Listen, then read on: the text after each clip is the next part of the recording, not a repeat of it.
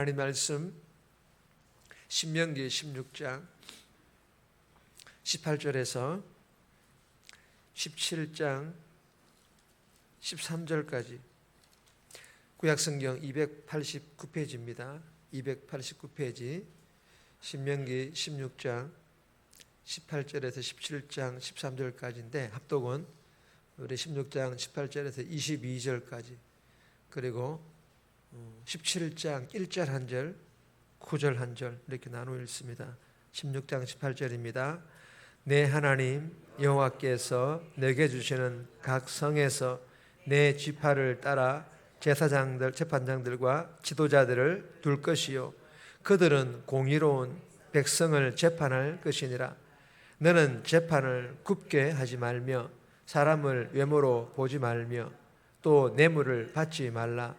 뇌물은 지혜자의 눈을 어둡게 하고 의인의 말을 굽게 하느니라. 너는 마땅히 공의만을 따르라. 그리하면 내가 살겠고 내 하나님 여호와께서 내게 주시는 땅을 차지하리라. 내 하나님 여호와를 위하여 쌓은 제단 곁에 어떤 나무로든지 아세라상을 세우지 말며 자기를 위하여 주상을 세우지 말라. 내 하나님 여호와께서 미워하시느니라. 흠이나 악질이 있는 소와 양은 아무것도 내 하나님 여호와께 드리지 말지니 이는 내 하나님 여호와께 가증한 것이 됨이니라. 9절입니다. 레위 사람 제사장과 당시 재판장에게 나아가서 물으라. 그리하면 그들이 어떻게 판결할지를 내게 가르치리니. 아멘. 오늘 본문의 제목은 공의로운 하나님, 정의로운 사회. 공의로운 하나님, 정의로운 사회.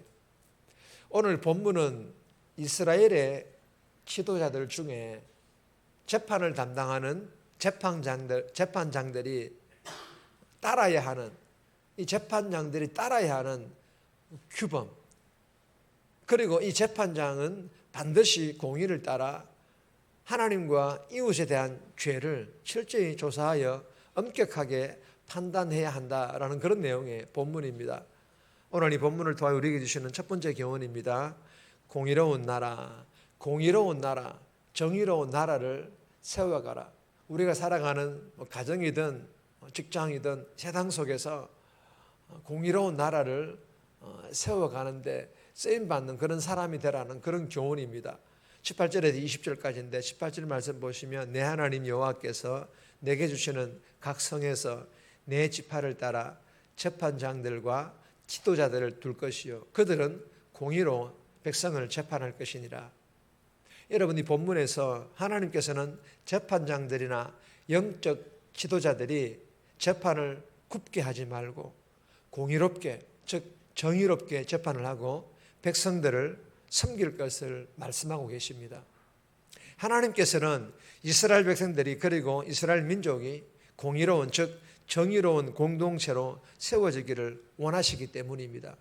그래서 이스라엘의 각 성읍들마다 재판하는 재판장들과 영적 지도자들을 세우셨던 것입니다.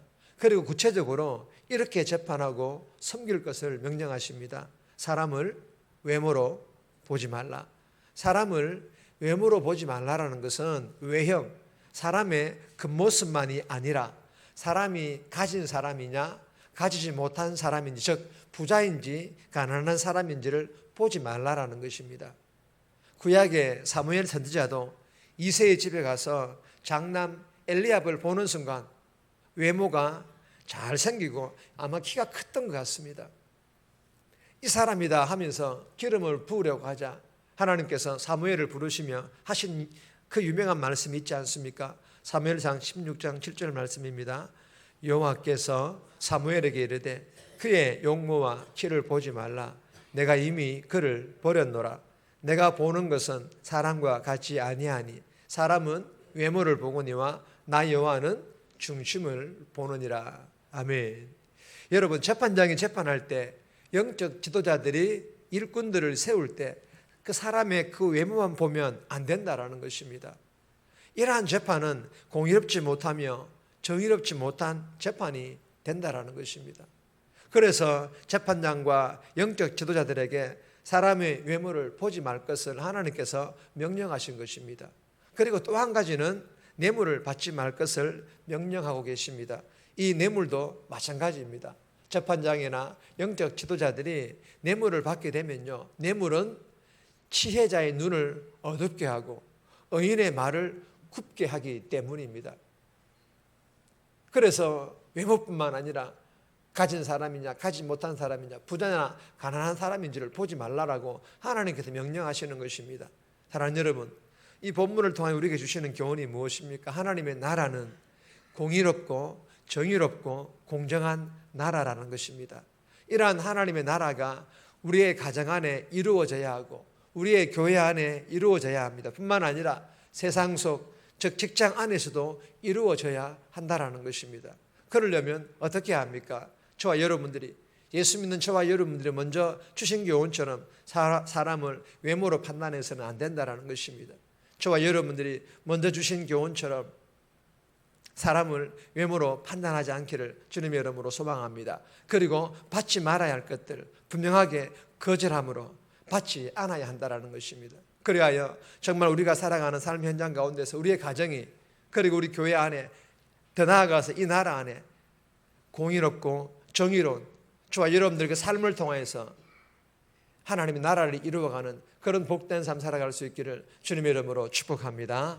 두 번째 주시는 교훈입니다. 우상을 만들지 말고 흠 있는 예물을 드리지 말라. 우상 만들지 말고 흠 있는 예물 드리지 말라라는 그런 교훈입니다. 21절에서 17장 1절까지인데 22절 말씀 보시면 자기를 위하여 주상을 세우지 말라. 내 하나님 여호와께서 미워하시느니라. 여러분, 본문은요 10계명에서 두 번째 계명입니다. 출애굽기 20장 4절 말씀입니다. 너를 위하여 새긴 우상을 만들지 말고 또 위로 하늘에 있는 것이나 아래로 땅에 있는 것이나 땅 아래 물속에 있는 것에 어떤 형상도 만들지 말며. 아멘. 여러분, 본문에 어떤 나무로든지 아세라상을 세우지 말며 이 말씀과 출애굽기에 어떤 형상도 만들지 말며 이 말씀과 같은 말씀이지 않습니까? 본문에 자기를 위하여 주상을 만들지 말라 이 말씀과 출애굽기에 너를 위하여 새긴 우상을 만들지 말고 이 말씀과 똑같은 말씀이지 않습니까? 한마디로 우상 숭배하지 말고 우상 숭배하지 말라. 그 어떤 우상입니다. 본문에 나무로 만든 우상이든 출애굽기에 하늘에 있는 것, 아래로 땅에 있는 것, 땅 아래 물속에 있는 것들 중에 그 어떤 모양이라도 형상이라도 만들어서 우상 삼지 말라라는 것입니다. 여러분, 여기에는요 자식도요 또 물질도 권력과 권세도 또 나 자신도 다 포함되어 있습니다. 하나님이 아닌 그 어떤 것으로도 주인 삼아서는 안 된다라는 것입니다. 여러분, 주인이 바뀌게 되면요 사랑의 대상이 바뀌고 섬김의 대상이 바뀌고 예배의 대상이 함께 바뀌기 때문에 그 어떤 것으로도 내 안에 우상 삼아서 주인 삼아서는 안 된다라는 것입니다. 여러분, 주인 삼는 그것이 곧 우상이 되어버리기 때문입니다. 그러므로 이 새벽에 혹여나 나도 모르게 내 안에 우상 삼고 있는 것, 즉 주인 삼고 있는 것들이 있지 않는지 자신을 돌아볼 수 있기를 주님의 이름으로 소망합니다. 본문에서 또 한 가지 주시는 교훈은요 하나님께 드리는 제물입니다. 지금이 예물이죠. 흠 있는 것, 악질이 있는 것, 병든 것을 말합니다. 이러한 제물 하나님께 드리지 말라라는 것입니다. 이러한 제물 하나님께서 가정스러운 제물이라고 책망하고 계십니다. 여러분, 가정스러운 제물이라는 것은 마음이 없는 제물이에요. 그래서 좋은 것, 최상의 것들을 다 빼고 별로 가치 없는 것, 아니 버려야 될 것들, 쉽게 말하면 다 쓰고 내가 필요한 것 다 쓰고 남는 것 드리는 걸, 그걸 의미하기도 합니다. 사랑하는 여러분, 주시는 교훈이 무엇입니까? 하나님 외에 어떤 우상도 어떤 것으로도 주인 삼지 말라라는 것입니다. 그리고 하나님께 드리는 모든 예물, 11조당 감사예물이든 목적헌금 등등 하나님께 드릴 때 거기에 마음을 담아서 자원함으로, 기쁨으로, 감사함으로 최고의 것을, 최상의 것들을 먼저 구별하여 드리는 그런 마음과 믿음으로 그리고 내가 가진 모든 것들이 다 하나님의 것이고 하나님께서 나에게 주신 것임을 믿고 그것을 드림으로 하나님께서 헌양하시고 기뻐 받으시는 그런 예물이 다 될 수 있기를 주님의 이름으로 축복합니다. 세 번째 주시는 교훈은 제목만 있습니다. 자세히 알고 억울함이 없게 하라. 자세히 알고 재판을 잘 하여서 억울함이 없게 하라. 그런 교훈입니다. 17장 2절에서 7절까지 개인적으로 꼭 묵상하시기를 바랍니다. 네 번째 교훈입니다. 신뢰받는 영적 지도자. 신뢰받는 영적 지도자. 신뢰받는 사람이 되라라는 그런 교훈입니다. 17장 8절에서 13절까지인데 9절 말씀 보시면 레위 사람 제사장과 당시 재판장에게 나아가서 물어라. 그리하면 그들이 어떻게 판결할지를 내게 가르치리니. 여러분, 상방의 의견이 팽팽하여서 어느 한쪽의 편을 들어주기 힘든 상황이 생기면 하나님이 세우신 지도자를 찾아가서 그들의 도움을 받을 것을 명하셨습니다.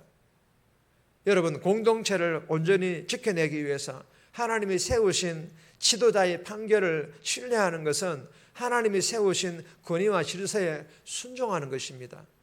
불의한 지도자는 경계해야 하지만 모든 지도자들의 그 권위를 부정하는 일은 하나님이 마련하신 안전장치를 버리는 것과 같다라는 것입니다.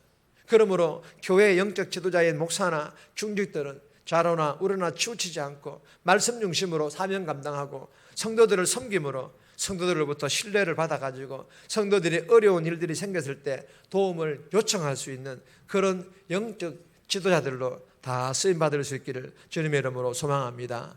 정리합니다. 외모로 사람을 판단하지 않고 뇌물을 받지 않는 저와 여러분들의 삶을 통해 우리의 가정 안에, 교회 안에, 세상 속 직장 안에 하나님의 나라가 이루어지게 해달라고, 하나님 외에 그 어떤 우상도 그 어떤 것으로도 주인 삼지 않게 하시고 하나님께 드리는 예물, 마음을 담아 자원함으로 최고의 것을 드리는 그런 예물 되어지게 해달라고 이 새벽에 기도하며 오늘 하루도 살아갈 수 있기를 주님의 이름으로 부탁드립니다.